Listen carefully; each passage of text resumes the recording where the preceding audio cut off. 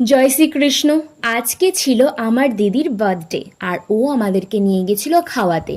আমাকে, দীপাদিকে, ভাইকে, পুচকুকে সবার সাথে আজকে আমরা গিয়েছিলাম ঢাকেশ্বরী চাইনিজে খেতে। আর এদিকে আমরা করে নিয়েছিলাম ওর বার্থডে সেলিব্রেট। যতক্ষণ না খাবার আসছে ততক্ষণ আমরা সেলিব্রেট করে নিয়েছিলাম।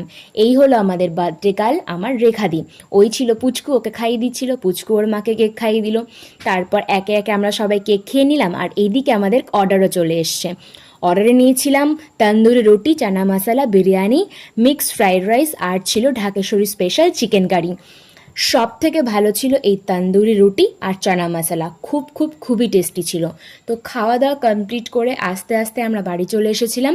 আর পুরো দিনটাই আজকে আমাদের জন্মদিন নিয়েই কেটেছিল। তো ভিডিও ভালো লাগলে অবশ্যই তোমরা লাইক কমেন্ট শেয়ার করে দিও।